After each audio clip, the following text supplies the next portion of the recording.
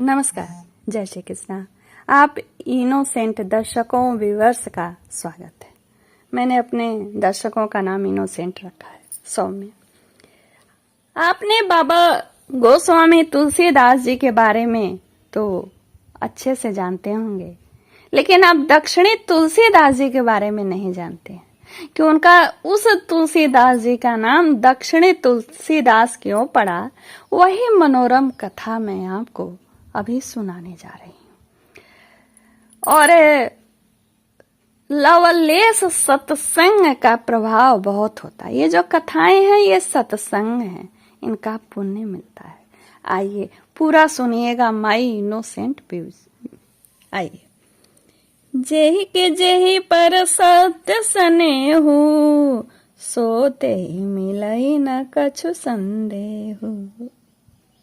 जिस पर सत्य स्नेह रहे वह अवश्य मिलता है, चाहे ईश्वर हो चाहे जो। दक्षिणी समुद्र किनारे विजयापट्टन नगर में तुलसीदास नाम के एक क्षत्रिय रहते थे। इनका नाम दक्षिणी तुलसीदास कैसे पड़ा, ये पूरा जब आप वीडियो सुनेंगे देखेंगे तभी आपको पता चलेगा। श्री रामचरितमानस के रचयिता गोस्वामी बाबा तुलसीदास जी से ये अलग हैं, भिन्न हैं। यह तो ध्यान में आप रख लीजिएगा कि ये रचयिता तुलसीदास जी की कथा नहीं है, भोक्ता तुलसीदास जी की। उस रामचरितमानस को भोगने माने पवित्रता से ग्रहण करने वाले, ग्रहण करने को भोग ही बोलते हैं ना, तो ये भगवत नाम का भोग है। उस भोगने वाले तुलसीदास, दक्षिणी तुलसीदास जी का नाम दक्षिणी तुलसीदास जी कैसे पढ़ाई बड़ी मनोरम है, बहुत मुझे पसंद आया इसलिए बना रही हूँ वीडियो। ये अलग है। ये जो थे दक्षिणी तुलसीदास जी, ये शरीर से हुष्ट पुष्ट थे, सुगठित, सुंदर, बलवान तथा तेजस्वी, क्योंकि क्षत्रिय थे। हथियार चलाने और घुड़सवारों में प्रसिद्ध थे। घर में इनकी सुंदरी सुशीला पतिव्रता पत्नी थी। इनका परिवार था हमारा 2 पुत्र और 1 कन्या, और धन भी बहुत था। इतना होने पर भी बहुत लोगों का मन जो है स्वाद अपने अलग अलग खुजता है।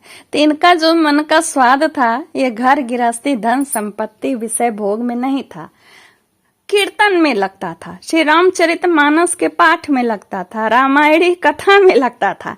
और इस तरह के प्रसंग और कार्यक्रम जहां भी होता था वहां जाके डट जाते थे।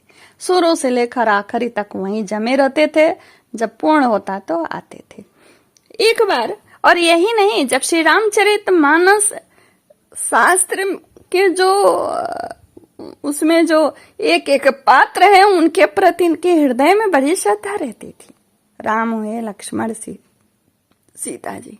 और श्री रामचरितमानस के भाव में जिस तरह रामायणी लोग गाते थे उसी भाव में इनके शरीर से भाव प्रकट होते थे।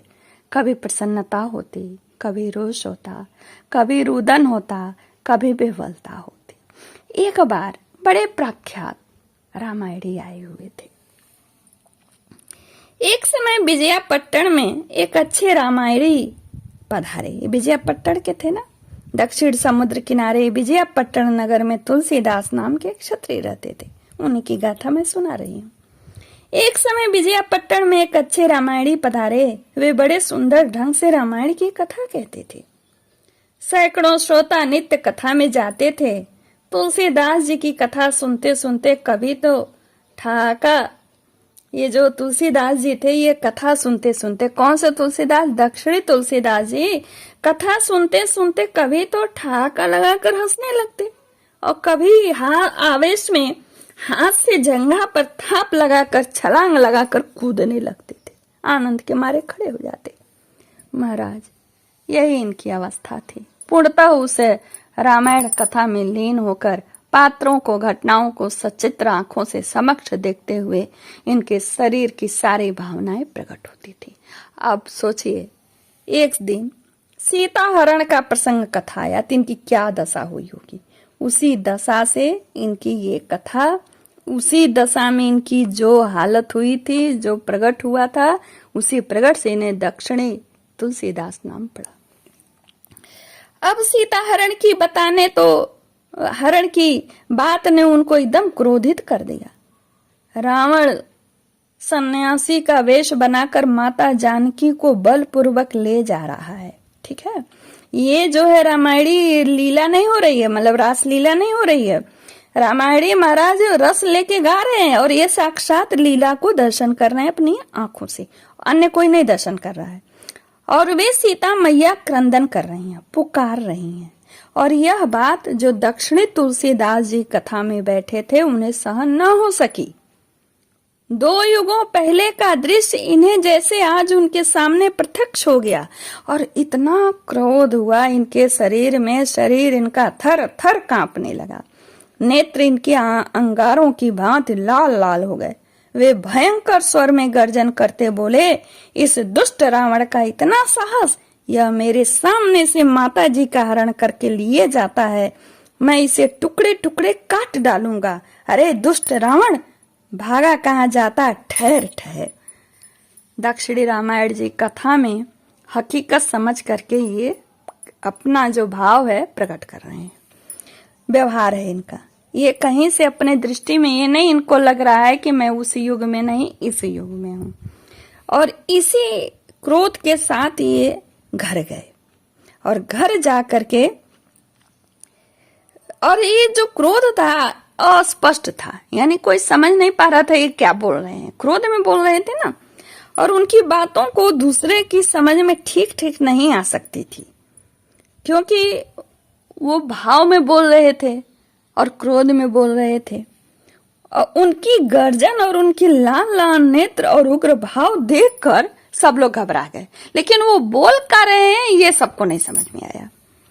और ये क्या किए, उस रामायण के स्थान से उठे और दौड़ करके घर गए और घर में जो अपना इनका क्षत्रिय वाला हथियार था, जो अस्त्र शस्त्र, उसे अपने जल्दी से घोड़े पर बांधा और उसी पर बैठ गए और समुद्र की दिशा की ओर दौड़ लगा लिए रावण को मारने के लिए। महाराज, सत्य इनके लिए 100% सत्य था और आगे इसी सत्य को मानकर जब चले तो सत्य घटनाएं घटित हुई। इसी के नाम नातिन का दक्षिणी नाम ये तुलसीदास पढ़ा, लेकिन इसको पूरा सुनना पड़ेगा आपको, कैसे क्या सत्य घटना हुई।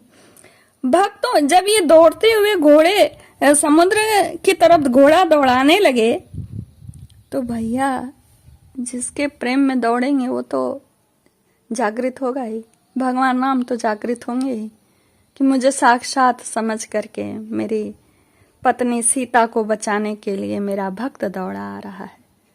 वह तो, उसको तो भान नहीं है कि रावण भी मर गया, सीता भी हमारे साथ है, बैकुंठ है, साकेत धाम है, उसको तो पता नहीं है। अब उसकी जान की रक्षा करनी पड़ेगी, क्योंकि वह किस अवस्था में कैसे समुद्र में जाके कूद पड़ेगा रावण को मारने के लिए।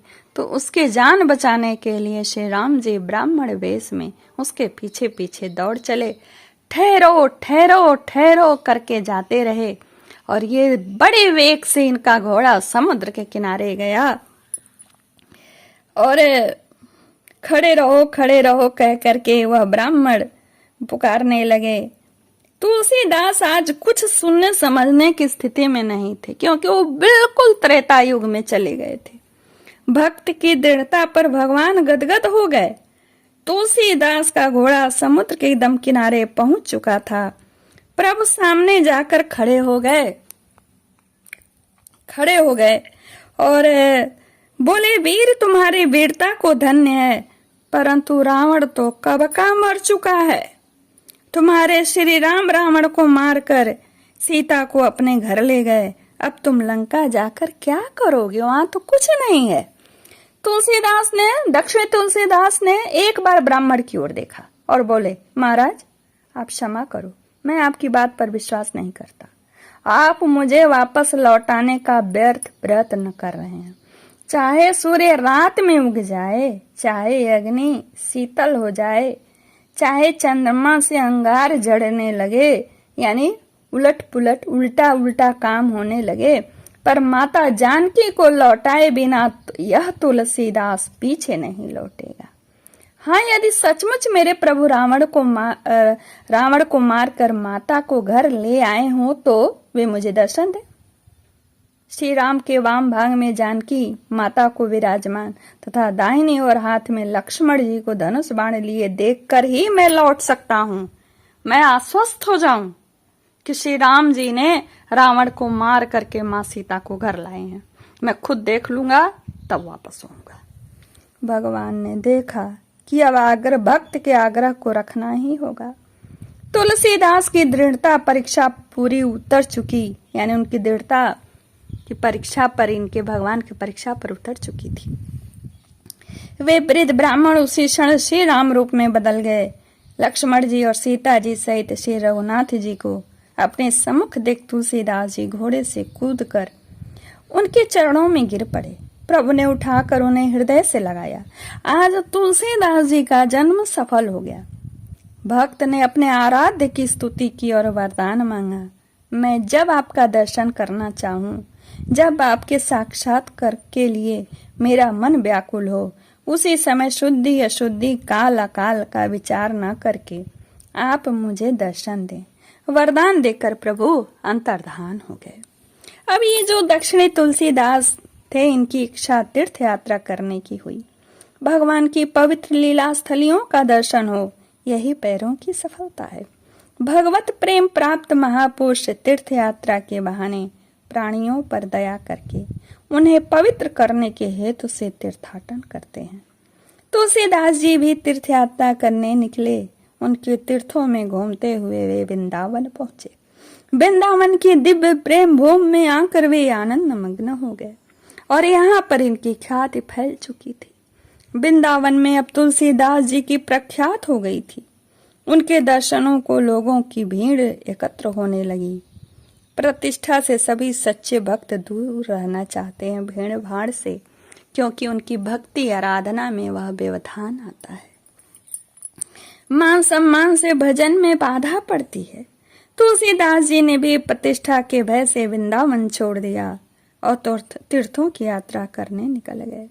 वे इसके बाद कहाँ गए इसका पता किसी को नहीं चला। इस प्रकार मैंने बहुत ही रोचक और आकर्षक सत्संग के